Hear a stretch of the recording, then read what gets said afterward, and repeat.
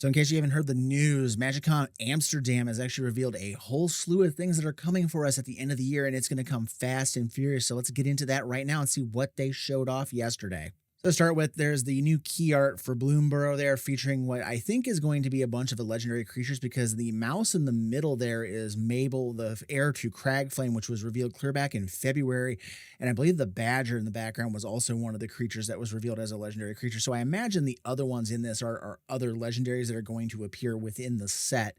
As for actual cards that they've revealed, first up is a brand new batch of lands. They're all uncommon, so they'll be easy to get to, and they correspond with creature types that are in the that will be at least a color that matches the card. So first up is Oak Hollow Village. It taps for a colorless, which all 5 of them will do that.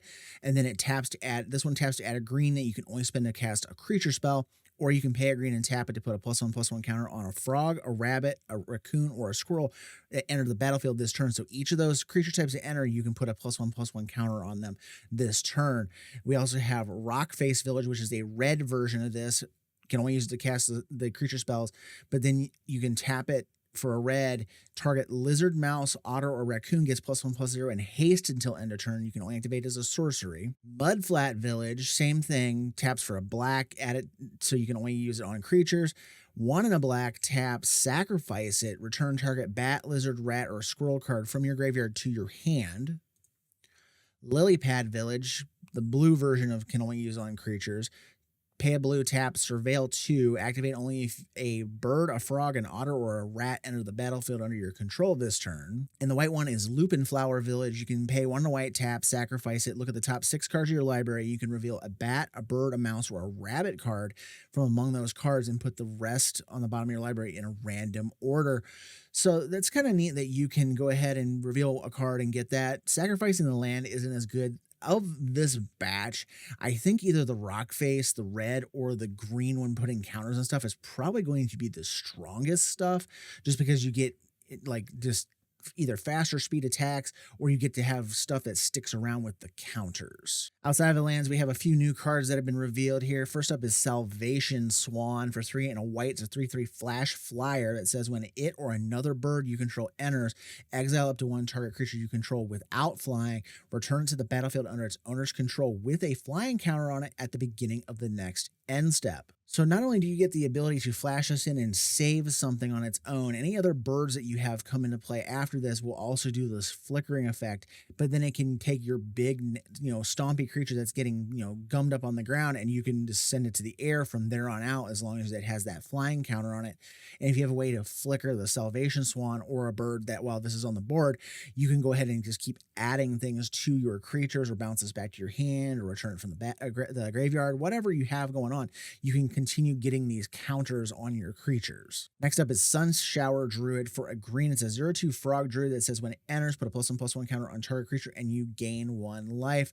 So this is another one of those like neat little flickering effects. Mostly this is good for limited, but it might have its uses somewhere. Then we have a card that is a kindred card without being a kindred card. It's Might of the Meek. It's a red instant. It says target creature gains trample until end of turn. It also gets +1/+0 if you control a mouse, and then you draw a card. So it's good, okay, if you don't have a mouse, and it gets a lot better if you have a mouse by giving that extra bonus pump to help that trample go up even higher as you go. Then we have a card that it's probably just for limited. It's Early Winter for 4 and a black. It's an instant. Choose 1. Exile target creature or target opponent exiles an enchantment they control.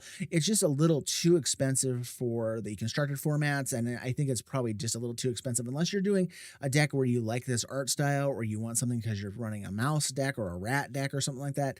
I just think it's a little too expensive to use in Commander even. Then there's Pearl of Wisdom for 2 and a blue sorcery. It costs 1 less to cast if you control an otter. Draw 2 cards. So this is divination, but it has a way to get it cheaper if you have an otter, which is one of the creature type setups in this set.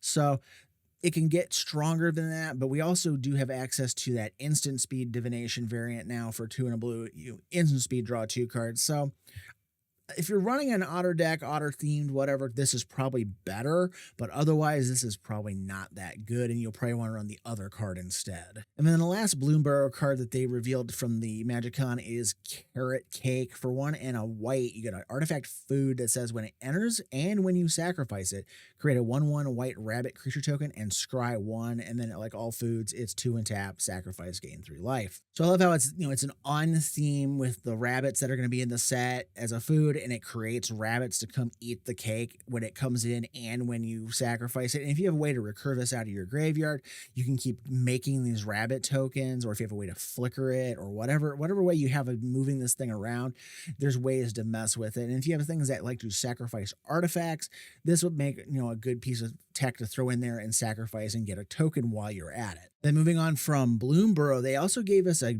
pretty sizable preview of Duskmourn House of Horror. Now, this is coming out not very long after Bloomburrow. Believe it or not, this is actually coming out at the end of September. So we're only going to have about, 45-ish days, 50-ish days between the two sets. So there's not a long time between the two sets. Now, this is set on a plane that is self-contained within basically a haunted horror house, and it's going to actually feature some characters that we've known from Magic that used to be planeswalkers that were desparked. I can't talk right now. And the first up is Tyvar Kell. He has come to Duskmourn. The story is that Nashi, the Nezumi child that was adopted by Tamio and was last seen in a story from the Outlaws of Thunder Junction, he's disappeared somewhere on this plane, and these former planeswalker allies are now coming to his rescue. So Tyvar's here bashing face and looking pretty happy about it in the art that they've showed so far. We also have Kaito Shizuki coming back from Kamigawa. And now, from what I understand, the artist actually posted on Twitter yesterday that this is his first planeswalker for the game. So I'm guessing he is going to be the planeswalker of the Duskmourn set, and that the others that are shown here have been desparked planeswalkers. So he's come back. He's got his little drone raccoon, which is kind of cool. We have Zimone from Strixhaven. She's accompanying them as a mathematician or whatever her role is going to be on this team. We also have what I think is a former planeswalker in Nico Eris, who's come back from Theros. And supposedly the light shards that they create are going to be a thing that's not been seen before in Duskmourn. So that's going to be fun to see what that happens with there. We also have a brand new character coming in called Winter, who's never been seen before. It's a native to Duskmourn and is supposed to act as a guide to our crew that's coming in. They also revealed that there's going to be some new characters in there. These are art for cards. They haven't revealed what the cards do. This is Reluctant Role Model. We don't know what they're doing, but it looks like they're going to be carrying gear kind of akin to like the Ghostbusters or maybe like the characters from Stranger Things. We also have Diversion Specialist, where like this looks flat out like some kind of fantasy thing from Stranger Things. And then we also have Most Valuable Slayer, which looks like they're carrying a massive mallet of some sort, and they're holding some kind of monster in their hand. Now, they did actually reveal some new cards to go with this, too, starting off with Twitching Doll. This is going to be the Buy a Box promo, from what I gather. For 1 and a green, it's a 2/2 spider toy. Tap, add 1 mana of any color, put a nest counter on Twitching Doll, and tap and sack it. Create a 2/2 green spider creature token with reach for each counter on the Twitching Doll. Activate only as a sorcery. You will note it does not say for each nest counter. So if you have a way of putting +1/+1 counters or ability counters or whatever on the Twitching Doll, those as well can be turned into a spider when you cash this thing in. Then we have what is the first of a pair of cycles that are going to be here. This is the part of the Enduring cycle, which is a set of enchantment creatures that when they die, they just come back as enchantment versions of whatever the card does. This is Enduring Tenacity for 4 mana, 4/3. It's a enchantment creature, Snake Glimmer, that says whenever you gain life, target opponent loses that much life, and when it dies, if it was a creature, return it to the battlefield under its owner's control, and it's an enchantment, and then they have reminder text, it is not a creature. So we've seen this type of enchantment before, but this is kind of neat that you can slap it on a creature, and if they blow it up, it just comes back as the enchantment that we've always known before, and it's slightly faster because I do believe that enchantment costs 5 instead of 4. So I mean, it's kind of cool. As long as it doesn't get exiled, it's coming back. And as I said, that's part of a cycle. They're going to have more and more of these in the enduring creatures. I know there's one called Enduring Innocence, which has like a lamb on it. And so we're going to see some more stuff once they actually give us what they do. And then the other side of that coin is the other cycle that they've revealed called the Overlord cycle. This is a cycle of avatar horrors that are coming. This is Overlord of the Hauntwoods for 3 and 2 green, 6/5 avatar horror that says when it enters or attacks, create a tapped colorless land token named Everywhere that is every basic land type. And it has impending 4, and you can pay 1 green and cast it for the impending cost. If you cast it for its impending cost, it enters with 4 counters on it, 4 time counters, and it's not a creature until the last one's removed. And at the beginning of your end step, remove a time counter from it. So this is kind of a weird mishmash of like suspend and vanishing almost. Like vanishing, the thing comes into play and you remove the counters and then it goes away when the last vanishing counter is removed. And time counters are usually used to suspend things exiled out of play. In this case, you're bringing it into play as just the enchantment. So it comes in, you get 1 land off of it, and then it sits there for 4 turns. And then when that last one comes off, it becomes the enchantment creature version of itself, and then it can attack and create more of these tapped lands. So if you have a way of removing counters from this thing, if you have a way of, just, churning these out, there's a way to get this going a little bit quicker than, just waiting for 4 turns. Because right now, you're either attacking on turn 6 after you've attacked or dropped this down, unless you're playing a way to give it haste, then you can swing on turn 5 with it. Or you're playing this on turn 3 and it's going to be turn 7 to 8 before you can actually attack with it. So even though you're getting the benefit of that ramp at 3, you're not getting the benefit of the creature until way late in the game. So it's going to be hard to see how well this is going to work. Now, one member of the team I didn't talk about because they actually revealed their card is the Wandering Rescuer. For 3 white, you get a 3/4 human samurai noble with flash and convoke. Has double strike, and other tapped creatures you control have hexproof. So if somebody's trying to like target your creatures down or whatever, you can flash us and use convoke on the creature that is being targeted, and then it gives it hexproof in response, and you have a 3/4 double striker out on the board. Or you can just do this at the end of somebody's turn and have that creature ready to go on the board. And then as you're attacking, your opponents are going to have to destroy your creatures before they get tapped for the attack phase. Otherwise, they're not going to have a chance to respond to you swinging, and they're going to gain hexproof. And they have to either target the Wandering Rescuer, which if you have a way to keep her protected, it doesn't matter. They can try to kill her, but it doesn't matter at that point. We're also getting a brand new Leyline with Leyline of Hope for 2 white. It's an enchantment. If it's in your opening hand, you can begin it with it on the battlefield. And if you would gain life, you gain that much life plus 1 instead. And as long as you have at least 7 more life than your starting life total, creatures you control get +2/+2. Now, we have seen both of these effects before on other cards. We've seen where we gain life, we get that much +1. There's an angel that does this. There's also an angel that says when you have 7 or more life, you can get your creatures get +2/+2. So we've seen these effects, but they are on creatures normally, not on enchantments, which are a little harder to get rid of. So this, I think, is going to see plenty of play in life gain decks, in angel, there's angel decks that run that angel alongside of things like Giada.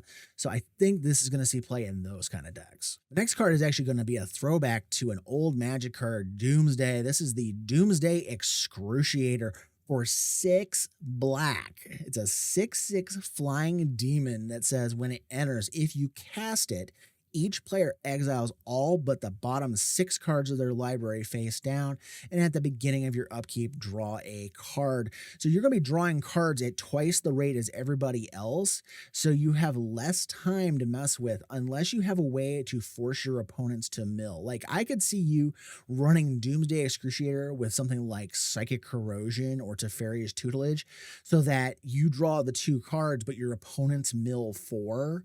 So they're going to actually start start running their cards down even faster. And if you have a way to draw just like 2 more cards, you will deck them before you deck at the beginning of their next turn. So there's some ways to go around this, but that casting cost is really hard to pull off in a 2-color deck. Then we have a card that I think is the reason why the Amalia deck in Pioneer did not receive any bans, even though its win rate is kind of out of whack right now, and that is Screaming Nemesis for 2 and a red. It's a 3/3 spirit with haste that says when it is dealt damage, it deals that much damage to any other target. If a player is dealt damage this way, they cannot gain life for the rest of the game. Now, this is something quite different.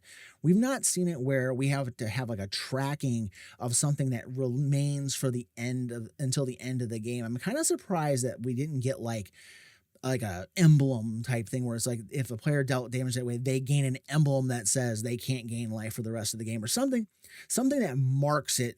And so now we're going to have something we got to track with this. But if you have problems with life gain decks or anything like that, this is a great tool to go against those decks. You're also going to note with this card, you do not have to have them deal the damage to this thing.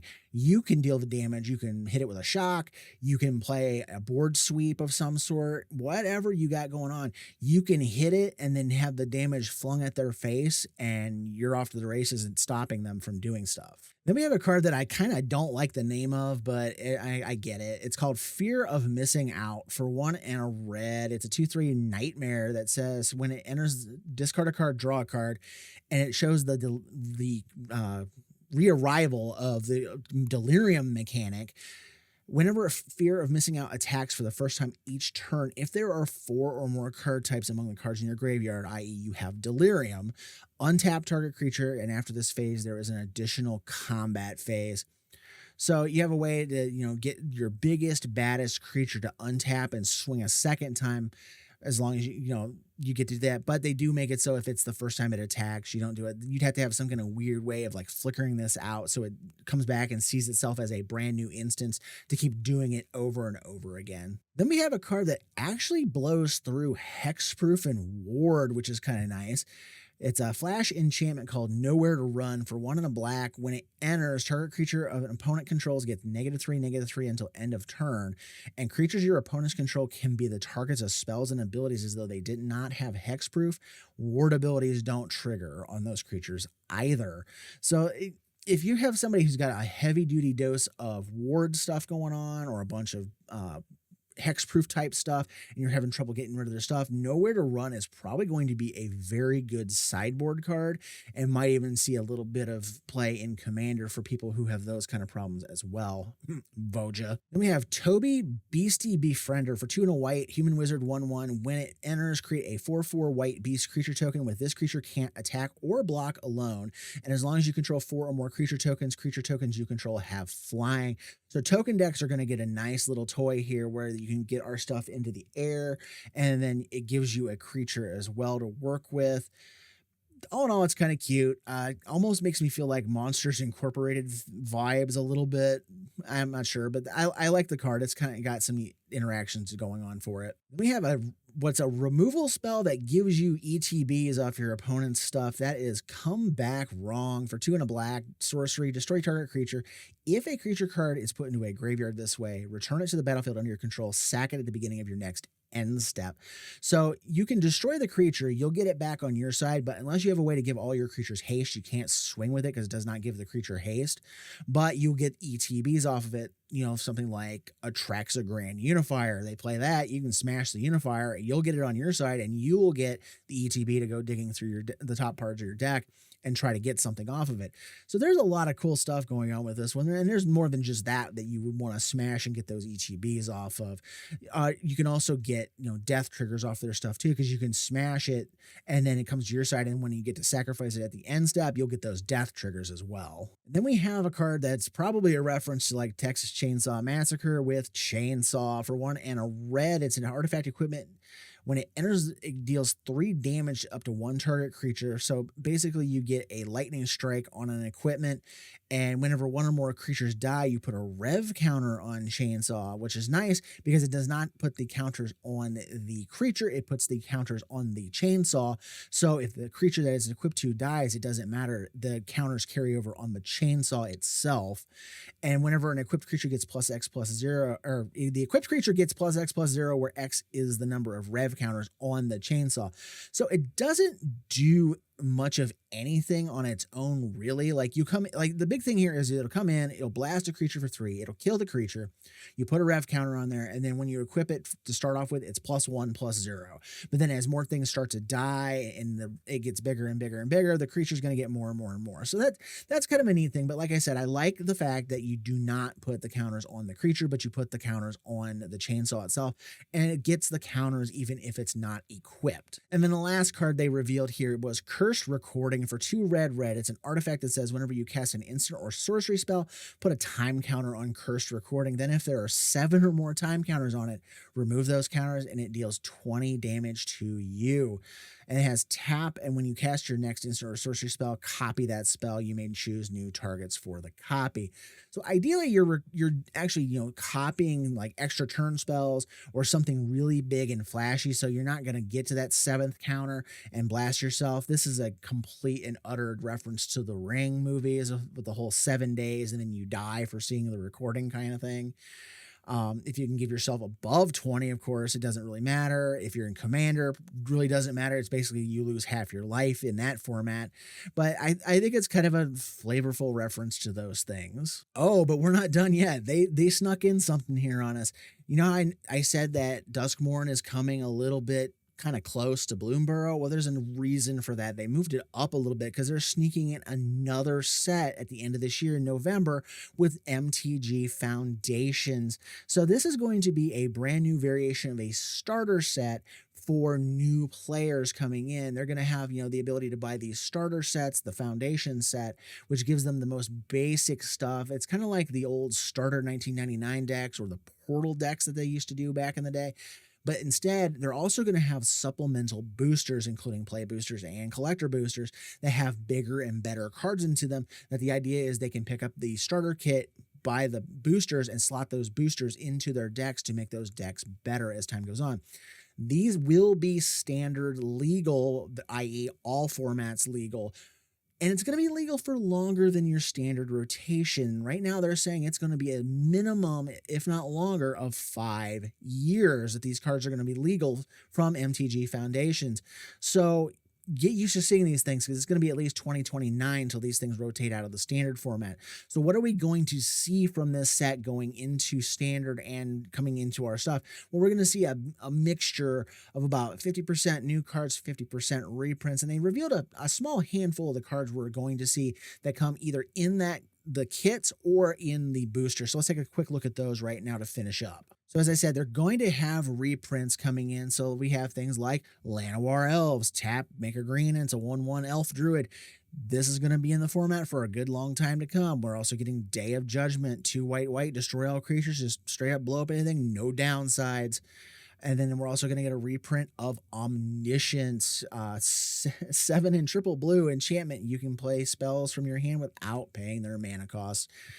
Now, one thing you'll note with Omniscience and the next card I'm going to talk about is that the frame is now going to be changed for enchantments in this set.